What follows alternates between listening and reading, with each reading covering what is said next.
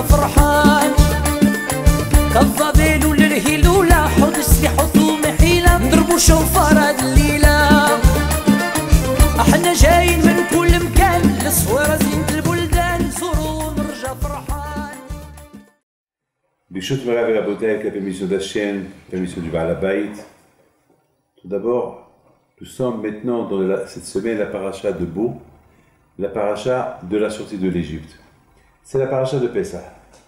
C'est dans cette paracha-là qu'on parle des Makat Bechorot, la dernière Makkah, le dernier coup que Hachem a donné aux Égyptiens, qui était la mort des premiers-nés égyptiens. C'est aussi le grand miracle que les Juifs ils ont sacrifié le combat Pessah en Égypte. N'oubliez pas qu'à l'époque, les Égyptiens vénéraient leur idole à eux, c'était tous les animaux. Et là, les Juifs, Hachem leur a dit, il faut prendre la abodazara égyptienne, il faut prendre les veaux, c'est ce qu'on appelle combat Pessah, du sacrifice de Pessah. Il faut l'égorger, il faut le manger,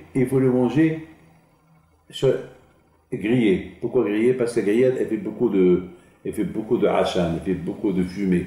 Et vous savez, lorsque vous faites de la grillade, vous voyez, il y a beaucoup de fumée. Et pourquoi beaucoup de fumée? Parce que, comme c'est les Égyptiens, ils vont sentir la fumée, ils ne peuvent rien faire. Donc c'est des miracles. Après, d'après le Zohar Kadosh, il s'est passé un grand miracle, que la nuit que Hachem, il a frappé les premiers-nés égyptiens, cette nuit-là est devenue un jour, la journée. Et est devenue comme la journée. C'est de la folie, ça. Et en plus, c'était la sortie de l'Égypte. Donc toute la émona juive, elle est basée sur la paracha de Bo. C'est la paracha de la Géoula. Maintenant, ce que j'ai essayé cette semaine, même ce matin, d'essayer de comprendre, est-ce que on voit que Paro, il tient tête à Moshe Rabbeinu. Oui ou pas? Vous avez lu un peu. Il tient tête à Moshe Rabbeinu.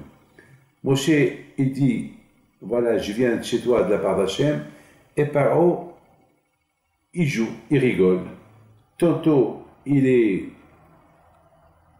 reçoit un coup, et puis il dit à Moshe Rabbeinu, allez, je lève les bras, t'as gagné, et tantôt, Paro, il va être dur avec Moshe, non, je revois les Juifs, c'est fini, va-t'en, je ne veux plus te voir, rien du tout.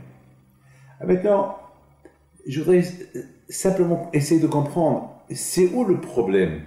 Est-ce que le problème, il est que Paro ne croit pas en Dieu? Ou bien Paro, il croit en Dieu, mais il a un autre problème qui le dérange pour ne pas libérer les Juifs. Parce qu'on a vu que 5 fois, ou plus même, Paro, il a endurci son cœur. D'ailleurs, on voit plusieurs fois, on voit que Paro lui-même, il dit « Hachem ha-tzadik ». Hachem, c'est le tzadik. Et mon peuple, c'est Al-Sha'in. Lui-même, il le dit. Donc lui-même, ce même Paro qui a dit hier qui est Dieu, maintenant il avoue qui est Dieu. Parce que Paro, il a vu que comment Hachem, il a transformé la nature. Il n'y a que Dieu qui peut faire ça. Personne ne peut faire ce que Hachem a fait. Et Hachem, il a montré à Paro que lui, c'est le Baal Habayit, lui, c'est le patron. Il a rendu l'eau, il a rendu le sang, et il a rendu. Et en plus, c'est surtout lorsque, comment ça s'appelle, lorsque Moshe Rabbeinu, il a frappé le sable, lorsque Aaron, il a frappé le sable, et le sable est devenu poux, les kinim. Alors, vous savez que les kinim, c'est des poux. C'est-à-dire qu'il n'y avait plus de grain, un grain de sable. Chaque grain de sable est devenu une poux. Alors là, Paro, il était épaté. Il a dit, bon, même ses serviteurs, ils ont dit à Paro, ce que tu es en train de voir là, Etzba Elohim, ça c'est la main de Dieu. Parce que les sorciers, même les plus grands sorciers du monde, ils peuvent créer des créatures. Mais pas des créatures comme des poux, aussi grandes comme une poux, c'est impossible. Alors là, eux-mêmes, ils ont dit, ça on ne peut pas le créer. Donc ça c'est Dieu. Et surtout, il n'y avait plus de grains. Alors imaginez-vous, des murs, ils sortaient des poux. Parce que, beaucoup des fois dans les murs, il y a la poussière. Et cette poussière-là, c'est quoi? C'est de la poussière, c'est comme du sable. Donc c'était des milliards de poux qui sortaient de la poussière. Donc c'est de la folie, c'était catastrophe. Catastrophe. Donc la question se pose, comment est-ce possible que Paro il tient encore tête? Voilà, c'est ça la question. Comment Paro il tient? Vous savez, on a beau être têtu, mais être têtu, à un moment donné, on cède. À un moment donné, on peut être têtu. On peut être têtu, mais à un moment donné, ça y est, on voit la vérité. Je voudrais pas d'honneur. Il y a beaucoup des fois dans ma vie, je vois, vous savez, des gens qui viennent chez moi, qui sont têtus, tellement têtus, ils viennent chez moi uniquement pour m'embêter. Ben, je vous dis, hein, ils viennent chez moi uniquement pour m'embêter. Non, alors, voilà, ça fait longtemps que vous me donnez une bracha pour avoir des enfants, voilà, j'ai pas d'enfants. Alors, comme c'est mes parents. Et alors, on dirait que c'est moi le bon Dieu. Parfois, il y a des gens qui viennent uniquement comme ça, ils viennent. Et je leur dis, à la prochaine fois, ne venez pas chez moi, il faut aller prier à Hachem. Ouais, mais Hachem, on dirait qu'il ne répond pas. Alors, je leur pose la question, qu'est-ce que vous voulez exactement? Rien du tout, c'est simplement pour vous dire que, voilà, rien, pour votre connaissance, voilà, rien ne marche. Les médecins ne marchent pas, rien ne marche, vos prières ne marchent pas, le bon Dieu il n'aide pas. Alors, entre vous et moi, c'est quoi la motivation? Pourquoi il vient simplement pour... Alors vous savez, parfois que je réponds très dur. Moi aussi je suis un homme un peu dur. Parfois je lui dis, ben, la façon que vous me parlez, c'est comme ça que vous parlez avec le bon Dieu, ben, je comprends pourquoi le bon Dieu ne vous répond pas. C'est pas comme ça qu'on parle le bon Dieu. On verse des larmes, on pleure. Lev nishbar venitke. Beaucoup des fois, ce n'est pas uniquement demander à Akadosh Baruch Hu, c'est une chose, mais il faut savoir une chose aussi, que Akadosh Baruch Hu, ce qu'il veut le plus Akadosh Baruch Hu, c'est Hachem, il veut Lev nishbar venitke. Hachem, il veut que la personne soit anab, il soit modeste. Et on a une expérience de Abraham Avinu, avec toutes les promesses qu'Abraham Avinu il a eues dans sa vie. Et beaucoup de fois, par exemple, quand je lui dis à Abraham Avinu, tu vas avoir un garçon, et de ce garçon-là, on va construire une nation. Je vais construire un Israël. Plus que ça, voilà. Après Abraham Avinu, il a un garçon, et voilà, il était super content Abraham Avinu, il a vu une fête, et Yitzhak Avinu, il a pris le chemin d'Abraham. Plus que ça. Et Abraham était super content, super heureux, que voilà, maintenant, grâce à Dieu, voilà, il voit Yitzhak, comment il est tzaddik, papa. Et voilà, un jour, Hachem dit à Abraham, alors tu es content que tu aies Yitzhak? Il dit, merci. Tu sais que de Yitzhak, on va bâtir la nation juive? Il lui dit, oui, je sais. Alors tu es content? Ah ben, Baruch Hashem, j'ai trouvé un qui va faire Kaddish pour moi. Baruch Hashem, j'ai pu trouver un que je peux être certain qui va suivre le chemin, ton chemin. Alors tu es content? Oui. Alors Abraham, je veux que demain tu le prends, tu l'égorges. Quoi? Je veux demain, tu le prends, mais allez où les là? Tu me le sacrifies pour moi. Vous savez c'est quoi Ola? Ola c'est un sacrifice. Le sacrifice, Ola, c'est que tu brûles tout. Tu égorges et tu brûles tout pour Hachem. Il n'y a pas de problème, Hachem. Abraham, il aurait pu dire à Hachem, Hachem, mais tu m'as dit, tu viens de me dire que Yitzhak est carré de Khazara. Tu viens de me dire que de Yitzhak, on va bâtir une nation qui va diffuser ton nom dans le monde. Et maintenant tu me dis, égorge-le. Même ça, il n'a pas demandé. Tout de suite, il dit, il n'y a pas de problème, je le fais. Donc ça c'est, vous comprenez, ça c'est quelque chose, c'est un héritage qu'on a hérité d'Abraham Avinu. L'héritage qu'on a hérité d'Abraham Avinu, c'est on ne se pose pas de questions. Ce que Hachem veut de nous, on le fait, il n'y a pas de problème, on le fait. Mais maintenant on a une question. La question qu'on a, donc vous voyez que lorsqu'il a des problèmes, je vais vous dire ce que je vais vous dire.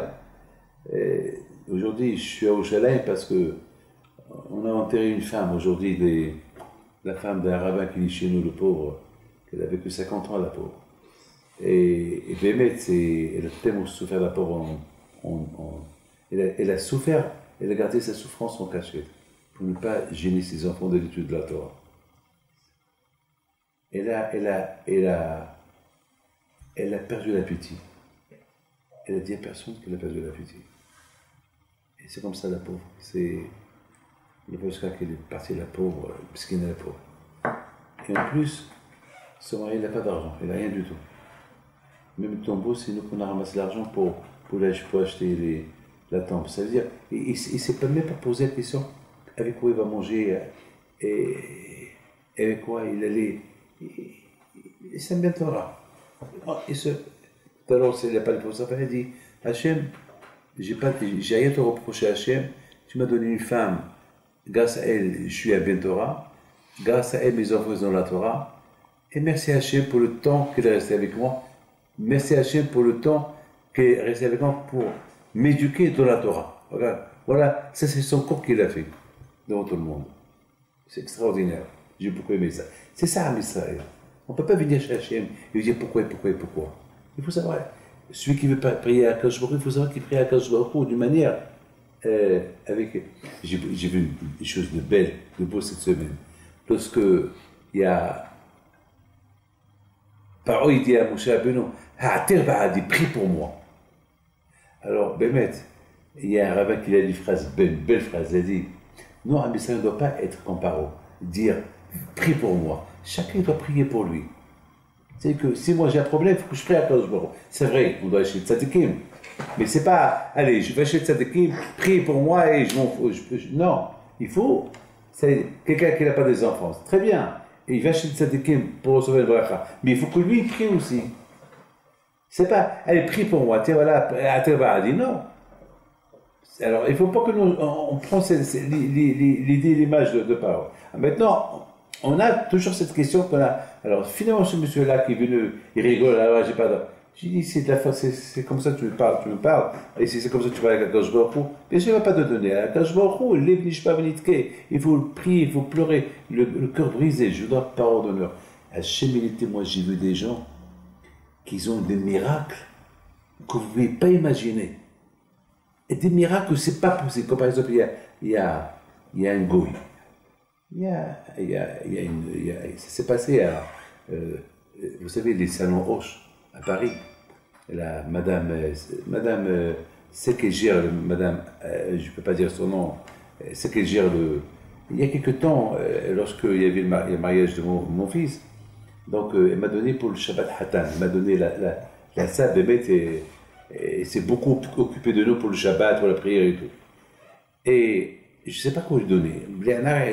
Je ne sais pas quel cadeau lui donner. Alors, je lui ai donné des bougies de la Hiloula d'Orbeï, Pinto. Il dit, voilà, je lui ai dit, je ne sais pas quoi vous donner. Elle était tellement contente, elle m'a dit, ah ben c'est très bien, si j'ai besoin, j'allume. Et voilà, un jour, je reçois un coup de... M. Pérez, il m'appelle, il dit, Rabbi David, la patronne de Saint-Roch, elle a essayé de vous avoir, mais elle n'a pas réussi à vous avoir, mais vous allez rester bouche bée ce que je veux raconter. Parce que la femme de M. Pérez travaillait chez eux. Qu'est-ce qui se passe? Vous vous rappelez le paquet de bougies que vous avez donné? Et vous lui avez dit, quand elle a besoin, qu'elle allume? Je lui dis, oui, je me rappelle. Eh bien, écoutez, sa meilleure copine, elle n'est pas juive. Son fils, il a fait un accident de ski. Un grave accident. Pour la médecine, son fils, il est mort. Il n'y a rien à faire. Il n'y a rien à faire. Pour la médecine, ils l'ont laissé, ils ne peuvent même pas le toucher jusqu'à qu'il meure. Mais la mère, elle appelle Madame Osnat, et lui dit, qu'est-ce qu'il faut faire? Chez vous, il y a des rabbins. Est-ce qu'il peut y avoir un miracle? Je sais que chez vous, vous les juifs, vous croyez en Dieu, il y a quelque chose, il y a du surnaturel. Alors, elle lui dit, je ne sais pas quoi faire pour vous, mais une seule chose que je peux faire pour vous, j'ai des bougies. J'ai des bougies qu'un rabbin m'a données, Il m'avait dit que lorsque j'ai besoin, j'allume. Voilà, pour le moment, moi, j'ai pas besoin, je vous donne le besoin. Vous avez besoin, je vous les donne. J'arrive tout de suite. Elle arrive et lui donne le paquet de bougies. Il y avait là-bas 7-8 bougies. Elle dit, voilà, allume une par jour. Alors, elle dit, mais j'allume tout. Pourquoi une par jour? Ça veut dire, 8 jours c'est trop, j'allume tout. Elle lui dit, toi et ta foi. Voilà ce qu'il dit, toi et ta foi. Une juive qui parle à un nom, à une femme qui n'est pas juive, toi et ta foi. Il dit, bon, j'ai partagé en 3. Parce que d'un seul coup, je ne vois pas mon fils se réveiller d'un seul coup. C'est impossible. Dans l'état où il était, c'est impossible. Le cerveau touché, le corps touché, le cœur touché, c'est impossible. Je raconte quelque chose qui s'est passé à Paris il y a quelques mois. C'est pas il y a des années, quelques mois, c'est tout. Pour vous dire qu'il y a Hachem. Il y a Hachem. Et ça nous renforce. Lorsqu'on voit que Hachem existe comme ça, il faut savoir l'appeler comme toi. Tu as besoin tu as faim, que je fais. Tu demandes à ta mère, maman, j'ai faim. Tu ne peux pas dire, elle ne va pas te donner. Et vous avez besoin d'un vêtement. Est-ce que vous allez partir? Votre maman, votre papa. Vous avez besoin de quelque chose, une bicyclette. Qui va vous l'acheter? Papa. Tu veux manger? Tu veux, papa. Enfin, toujours c'est papa, c'est maman. Mais on sait très bien que si papa ne donne pas, on va chez maman. Il y a toujours, de toute façon, le bébé, il pleure. Qui lui donne à manger? Sa mère. C'est comme ça. Et nous, on a besoin de quelque chose à qui on demande. Ah ben, c'est Akadosh Baruch Hu, le grand-papa, qui s'appelle Hachem. Donc, à Botaï, cette femme-là, elle prend les bougies, elle allume 2 par 2. La première bougie qu'elle a allumée, elle a fait bouger les pieds de son fils. Les médecins ne comprennent rien. Donc, tout de suite, ils commencent à vérifier le cerveau. Le cerveau était toujours mort. Mais alors, ils se sont dit, peut-être on a mal vu. C'est pas des réflexes, peut-être c'est des nerfs qu'ils ont bougé tout seuls. Elle a voulu encore le deuxième jour les 2 autres bougies et voit que vraiment le corps il commence à bouger. Là, les médecins commencent vraiment à voir ce qui se passe. Mais le cerveau toujours il est mort. 3e jour, il ouvre les yeux. Il ouvre les yeux. Les médecins, ils ont confirmé à cette femme-là, on n'a jamais vu ça. Ça s'est passé à Paris. C'est l'histoire que l'Aïmouna, alors, vous voyez, vous savez, on voit des choses comme ça, on se renforce dans l'Aïmouna. Alors, pas avec tout ce qu'il a vu, il reste encore têtu, c'est pas possible. Oui ou pas? C'est ça la question qu'on est en train de poser.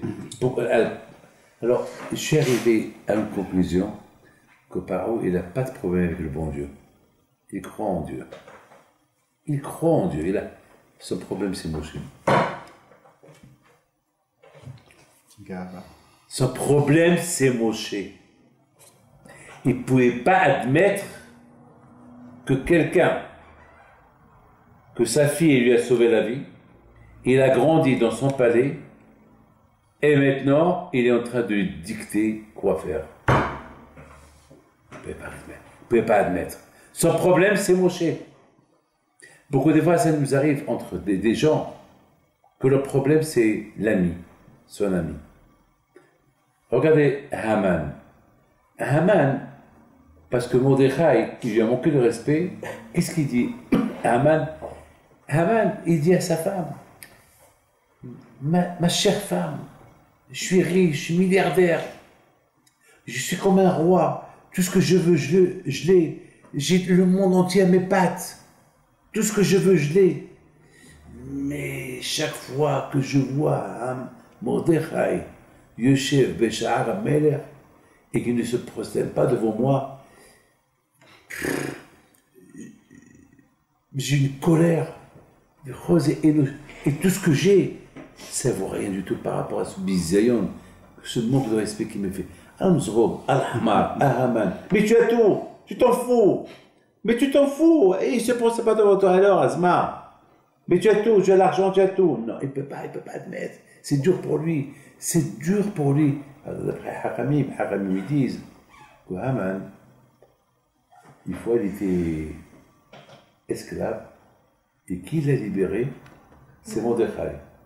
Alors Mordechai l'a acheté, donc il est devenu l'esclave de Mordechai. Et chaque fois que Haman il passe et il regarde Mordechai pourquoi il ne se procède pas, Mordechai qui s'est fait, il lui montre l'acte qu'il est son serviteur, que lui, il devait être son esclave. C'est-à-dire qu'il ne pouvait pas admettre que celui-là, il est mon maître. Il ne peut pas admettre par haut que maintenant celui qui est en train de lui dicter tout ce qui se passe en Égypte, c'est Moshe qui devait être son esclave, qu'il a grandi chez lui. C'était dur pour lui d'admettre. C'est ce qu'on appelle Ben Adam, chez Ben Adam Lahab. Vous savez, je vous raconte, écoutez, belle cette histoire. Il y avait une femme qui souffrait avec son mari. Elle est belle cette histoire, écoutez-la. Elle souffrait le martyr avec son mari. Donc, elle a décidé de divorcer. Et le mari ne veut pas la divorcer. Et ça a duré, les guerres. Un jour, le Bédin lui a dit, mais après, la femme, elle a quitté la maison, mais elle n'a pas le guet. Mais toujours, elle va pour... Alors, le Bédin lui a dit, madame, tu as 85 ans. Qu'est-ce que tu veux te remarier? Et ton mari, il a 99 ans. Et toi, tu as 85 ans. Et il ne veut pas te donner le guet. Alors quoi? Vous savez quelle a été sa réponse? Mais je le hais, je le déteste. Je ne peux pas. J'ai peur qu'il meure et je vais être obligé de s'asseoir les 7 jours par terre pour lui. Parce que la loi, la halakha m'oblige. Parce que c'est mon mari. Et je ne veux pas m'asseoir les 7 jours pour lui. Je ne veux pas faire le mois et je ne veux pas le faire l'année. Et je ne veux pas être appelé Almana, la veuve de tel et tel. La haine, c'est dur. La haine qu'il n'avait pas au côté de Moshe. Regardez, je voudrais simplement vous dire quelque chose. Chaque fois, il essaye de montrer à Moshe, il lui dit, Moshe, tu n'as pas raison. Par exemple, regardez, et ici, il lui, regarde, ça c'est, il pose une belle question. Il dit, pourquoi Paro, il a renforcé son cœur après le coup des éclairs, le coup de la pluie, le coup de Barad? Il y a eu 10 plaies, parmi les 10 plaies, il y a eu la plaie de Barad. Des éclairs, des tonnerres, il y avait des bruits. Donc, a priori, Paro, il a eu peur. Il a dit à Moshe, je t'en prie, allez, partez, quittez là, mon pays, mais je t'en prie. Mais que ça s'arrête. Et après, il a regretté. Alors, vous essayez de dire pourquoi il a regretté. Voilà, lui, mais il a dit Moshe Rabbeinu, tiens, Hachem, demandez à Kadosh Baruch Hu que Hachem il arrête les voix, qu'il arrête. Alors, mettons que, ça y est, mettons, bon, Hachem, tout est rentré en ordre, il devait être content. Alors, pourquoi? Alors, Rabbi Yosef répond, il dit que Paro, il a dit à Moshe Rabbeinu, je vois les Juifs avec une condition. Laquelle? Tout d'abord, que les voix, ça s'arrête. Et après, le barad. Le barad, c'est la grêle. Et la grêle, c'est-à-dire, et je veux qu'il y ait les voix qui s'arrêtent, après il y a la grêle. Et Akash Baruch Hu, qu'est-ce qu'il a fait? Il a fait que la grêle s'est arrêtée, après, c'est les voix qui se sont arrêtées.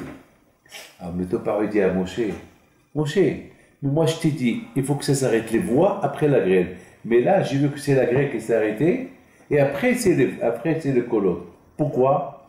Ah, ça veut dire qu'il y a un problème là. Donc le problème vient de toi. Tu ne fais pas ce que le bon Dieu te dit de faire. Au fait, pourquoi Hachem il a fait le contraire? Parce qu'Hachem a voulu tester Paro. Donc ça veut dire que toujours, Paro, il essayait par exemple de trouver la bête, quelque chose pour Zamak, pour montrer que Moshe Rabbeinu, c'est pas un bon chaliah. C'est du Moshe Mashiach. Vous savez une chose, quand Akash peut parler, il ne peut pas parler avec tout le monde, Akash Baruch Hu. Si un jour tu es un tzaddik, tu peux devenir Baruch Kodesh. Tu peux avoir la prophétie. Mais Hachem ne parle pas à tout le monde. Hachem, il choisit. Akash Baruch Hu ne peut pas parler à tout le monde. Donc à cette époque, lorsque Mashiach va venir, c'est Dieu, ça va être pareil. Hachem va choisir Mashiach. C'est pas tout le monde qui peut être Mashiach, il y a un seul.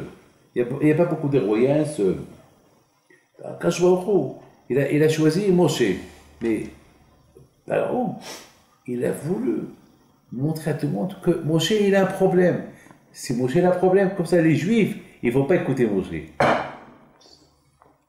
Regarde la haine qu'il avait contre Moshe Rabbeinu, jusqu'à qu'il a voulu créer une situation pour que les gens ne croient pas en Moshe. Ouais, Rabotai, regardez, moi j'ai dit à Moshe que les voies ils s'arrêtent après la grêle, et qu'est-ce qui s'est passé? C'est la grêle qui s'est arrêtée après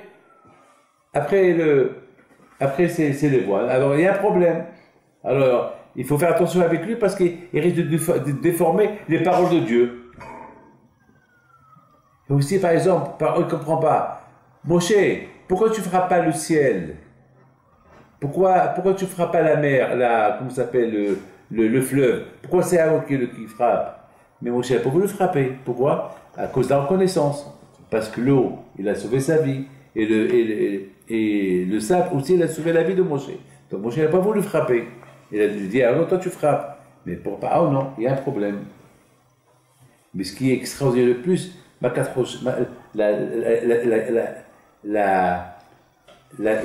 dernière plaie de l'histoire, c'est Makat Bechorot. La mort des premiers-nés. On voit que Moshe Rabbeinu alav shalom, il a compris. Il a dit, ce parole-là, il essaie par tous les moyens, il a tout son problème, c'est contre moi. D'ailleurs, qu'est-ce qu'il dit à Moshe?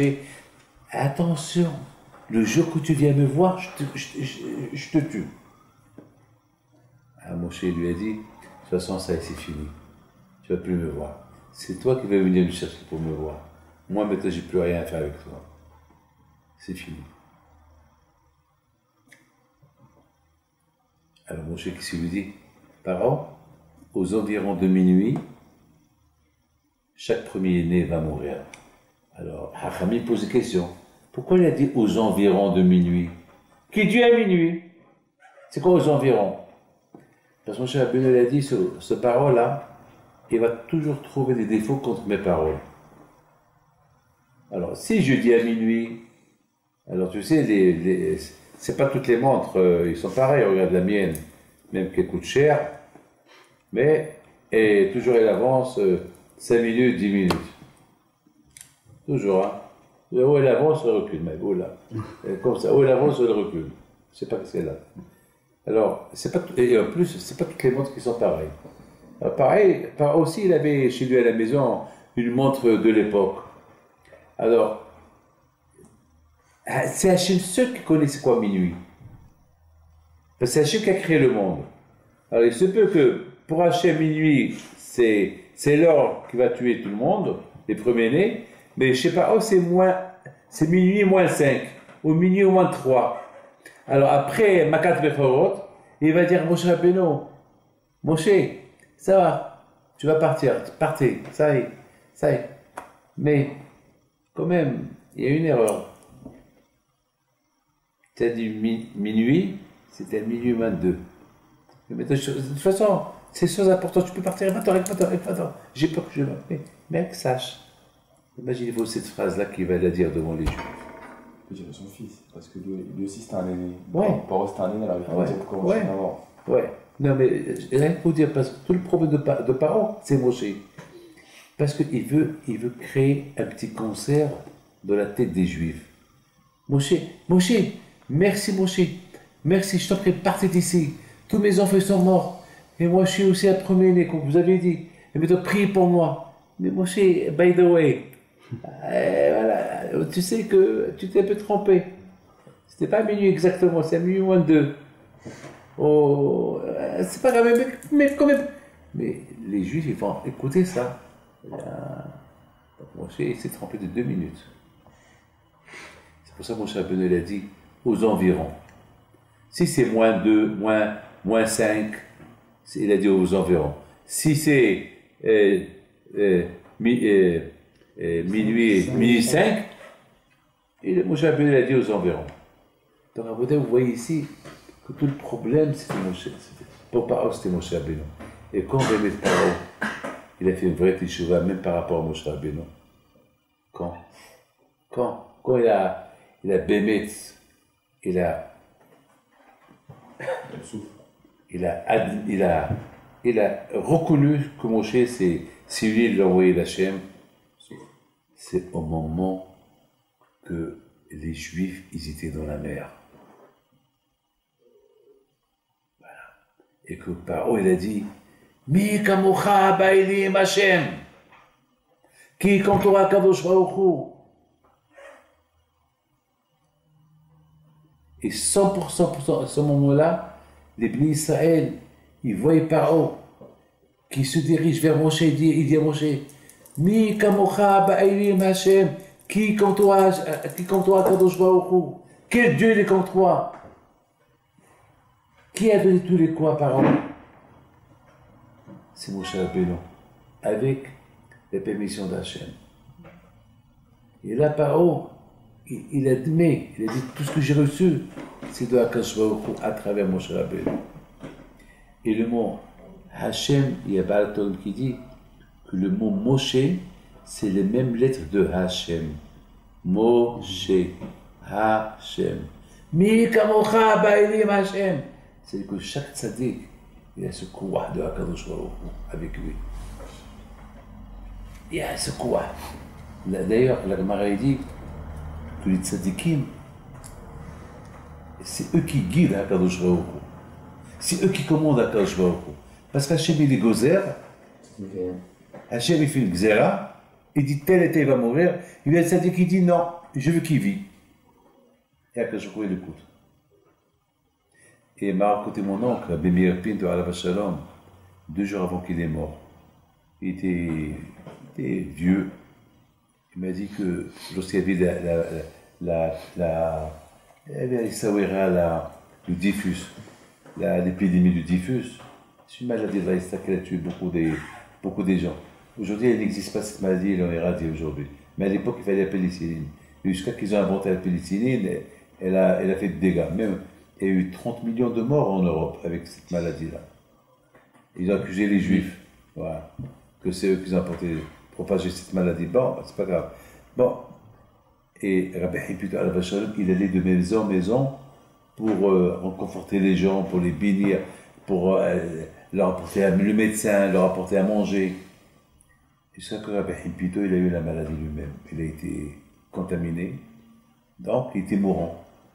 À cette époque-là, Rabbi Hippolyte, il avait 47 ans. C'est jeune. Hein? Et je pense 47, après on va calculer. Alors, il y avait la Heval Kadisha, tout le monde est venu. Et à un moment donné, Rabbi Hippolyte, il ouvre ses yeux, il dit à tout le monde, rendez-vous dans 26 ans. Qu'est-ce qu'il leur dit? Rendez-vous dans 26 ans. Levez-vous, partez. Ils n'ont rien compris. Ils voient qu'ils se lèvent. Il leur a dit, il y a eu dans le ciel une discussion, il y a ceux qui disent, ça y est, il ne fallait pas qu'il a mis sa vie en danger, donc c'est normal, il meurt. Il ne faut pas tenter le diable. Et pourquoi il rentre dans les maisons où il y a là-bas la maladie, où il y a là-bas les gens qui ont le diffuse, sans prendre des précautions ni rien du tout? Mais c'est quelque chose que je dois vous le dire. Moi, David Pinto, même que j'ai une grande émotion à Hachem, mais toujours je me lave les mains, moi, 10, 15, 20 fois par jour. Avec du savon. Parce qu'on ne sait pas les gens qu'on touche. Surtout le jour où je fais les gens, j'ai ce gel-là pour laver les mains. On ne sait pas. On ne sait pas. Chez Mishmo, il ne faut pas. C'est vrai, il faut prier à Hachem qu'on ne soit pas contaminé, mais il ne faut pas prendre des risques. Par exemple, je vais visiter un malade. Je vais pour lui apporter la bracha. Eh bien, ça ne veut pas dire que je vais pour lui apporter la bracha, que je ne vais pas me laver les mains avant de rentrer toucher le malade. Haram. Et peut-être j'ai une infection dans mes mains, peut-être j'ai un virus dans mes mains que je vais le coller. Alors je vais pour lui faire le bracha et je vais lui donner une maladie. Donc, dans le ciel, ils ont dit, ouais, Rabbi Hippolyte, il ne fallait pas prendre de risque. Et Rabbi Hippolyte raconte. Il a dit, et mon grand-père, Rabbi Hippolyte le Grand, il est sorti, il a dit, mais à toi Hachem, il a dit au Beddin, mais vous et Hachem, vous avez dit que celui qui fait la tzedaka et le chesed, ou tzedaka tatsimi mavet, et Rabbi Himpi, mon petit-fils, il fait le chesed, il fait le tzedaka, à tel point qu'il risque sa vie pour les autres. Quoi, ça ne mérite pas qu'il vit? Il les a gagnés. Il a gagné le jugement céleste. Bon, il se dit, alors combien d'années on lui donne? Il leur a dit, moi je suis mort le 26 Elul, il faut qu'il vive encore 26 ans. Alors, il lui a ajouté 26 ans. Et 3 ans avant qu'il est mort, lorsqu'il avait 70 ans, il a dit à sa famille, il habitait à Kisrawira. Il a dit, bon, il me reste 3 ans, on va les habiter à Casablanca. La folie. C'est de la folie, c'est la folie, c'est la folie. C'est la émouna, c'est la émouna, c'est la émouna. Donc, Paro, il est arrivé à une émouna spectaculaire en Hachem et dans les tzadikim. Lorsqu'il a vu Karaté, parce que Vadaï, bien sûr, il voit la Shekhinah sur mon Rabbeinu. Il voit, imagine Paro, il voit toi, Israël, de l'autre côté. Et lui, et tout l'Égyptien en train de couler. Il voit le ministre, le Sar, celui qui protège, le monarque qui protège l'Égypte, il est mort. Et par il voit tout ça. Il dit, ça y est, il n'y a que Hachem. Mais à travers qui Hachem, il fait tout ce qu'il fait, c'est à travers mon cher Rabbeinu. Celui qui a vécu chez moi. Là, il a admis qu'il est Moshe. Est-ce qu'il faut qu'il nous arrive du mal pour qu'on demande pardon à tel et tel? Quand quelqu'un, il avait beaucoup de problèmes, et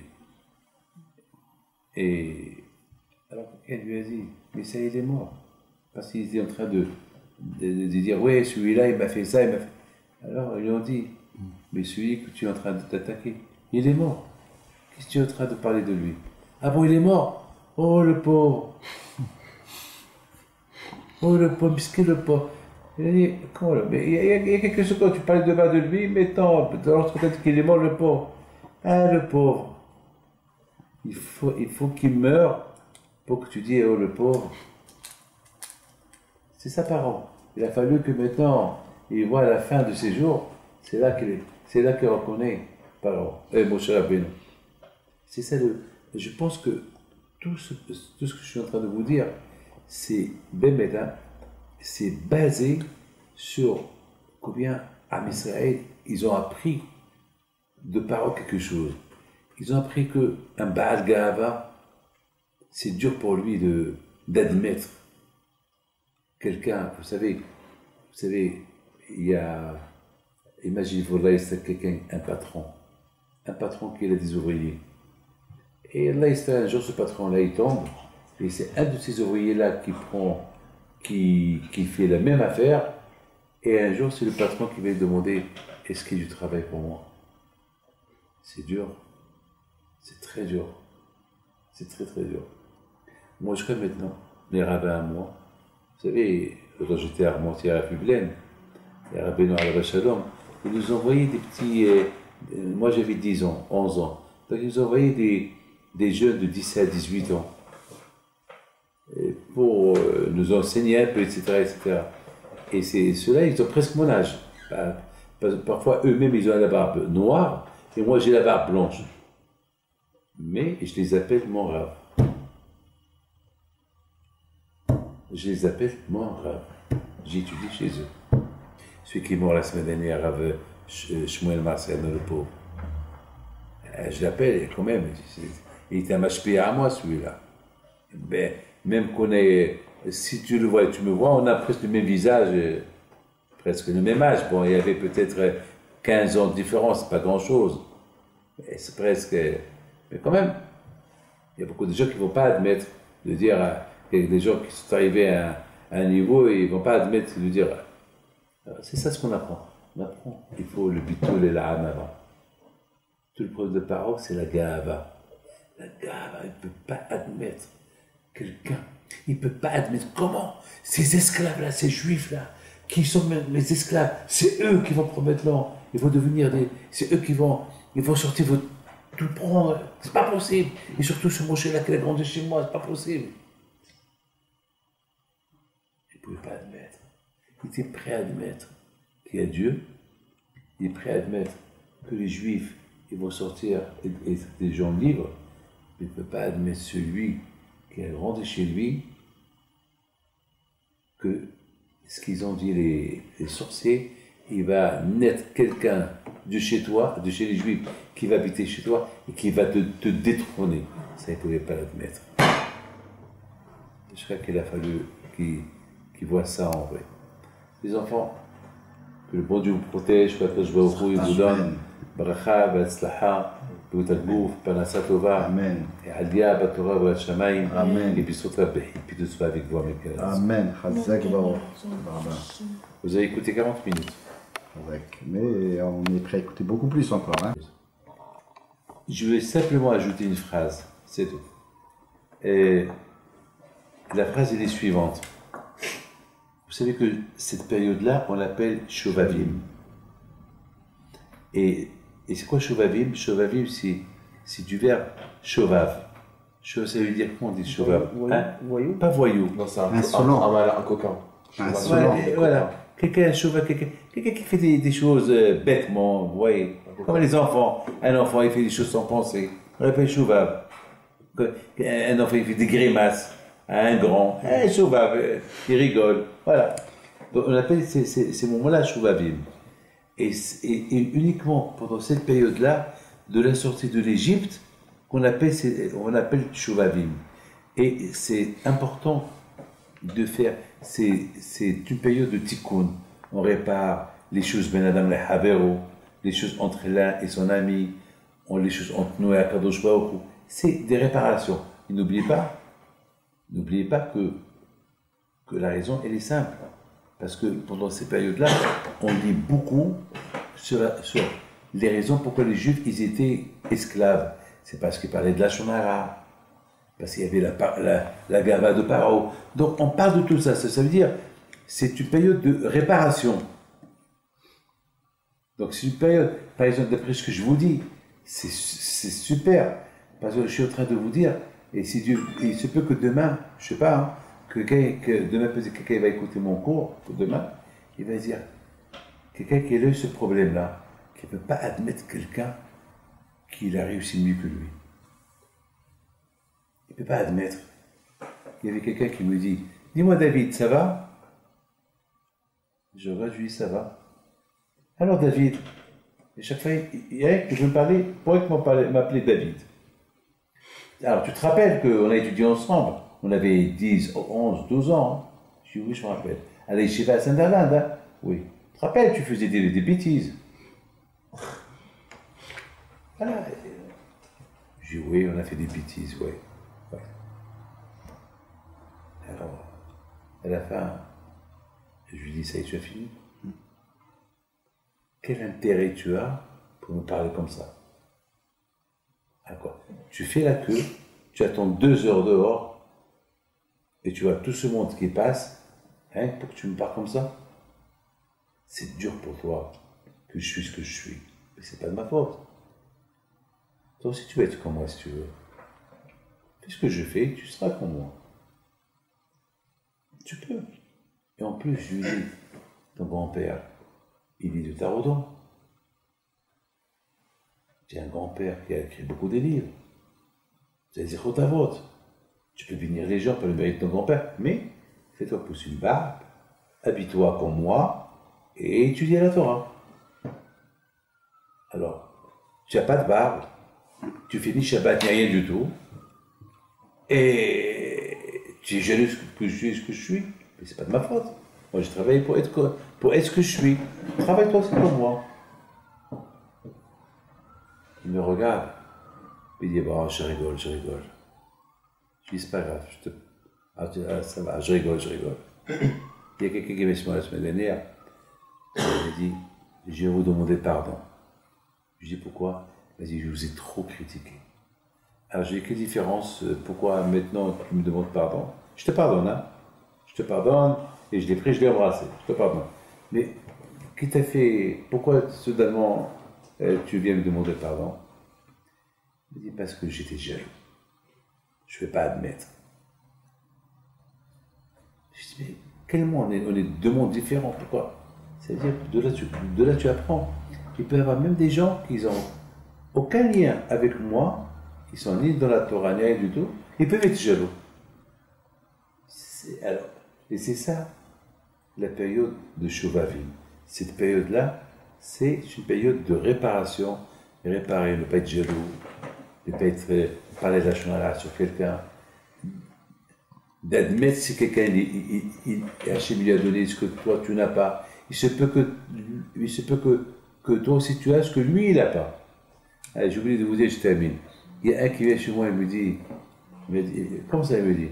Il me dit, je suis prêt à vous aider quand vous voulez, mais à une condition. Je dis quoi? Je veux que vous me dites maintenant qu'est-ce qui va m'arriver dans l'heure à venir.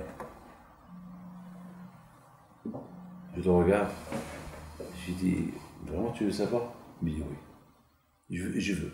Parce qu'on parle de Rabbi Himpito, je lui dis, moi c'est pas Rabbi Himpito, c'était une époque, et moi je suis dans une autre époque.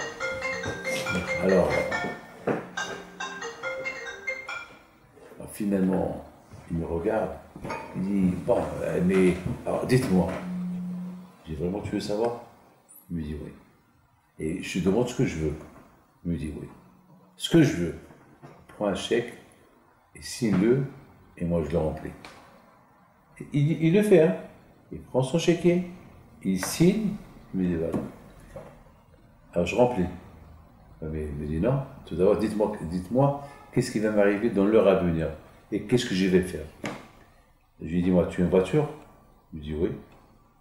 Alors tu vas sortir, tu vas faire un accident, tu vas mourir.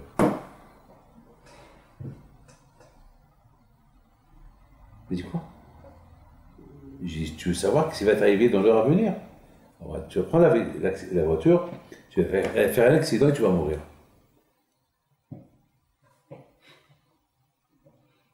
Sa bouche me regarde. Quoi? C'est vrai? Ben ouais, c'est ce que tu voulais savoir. Alors quoi? Alors qu'est-ce qu'il faut faire? Eh bien, ce qu'il faut faire, il faut prier. Il me dit, j'ai pas sortir. Allez, va. Je rigole avec toi. Et je rigole avec toi. Je dis, qu'est-ce que tu veux savoir? Je lui dis, qu'est-ce que tu veux savoir? Voilà, tu as peur. Heureusement qu'on ne sait pas. On a un cadeau, je vois au trop. Je lui dis, est-ce que moi je sais ce qui va arriver dans les 5 minutes à venir? Est-ce que moi je sais? Et alors, j'ai dit, le plus important, c'est ce que le Pekavot il dit. Il dit, fais tes Shuvah un jour avant ta mort. Il pose une question. Quoi, un jour avant ma mort? Qui c'est qui va mourir? Fais tes Shuvah un jour avant que tu meurs. Qui c'est? Il dit, ben justement, parce que tu ne sais pas. Donc, c'est-à-dire, chaque seconde, tu peux partir. On ne peut pas savoir. Qu'est-ce que tu es en train de dire? Il faut prier, parler les Mouna Hachem, travailler, les midot, être bien, avec un kadosh baruch hu, et c'est tout. Et Dieu est grand. Voilà. C'est ça, cette période-là, elle s'appelle la période des Shovavim. La période de réparation. On répare. Apprendre tout ce qui s'est passé avec nos parents en Égypte, les Mouna, que Hachem c'est le bon Dieu, c'est Hachem qui est le Kouah, il peut tout changer. La gava de Paro, comment Hachem a cassé la gava de Paro, tout le problème de Paro c'est Moshe, et à la fin il était obligé d'admettre c'est Moshe. Voilà, c'est des choses qu'on apprend. Que Hachem vous donne le bracha. Amen. Amen. Chazak ou baruch.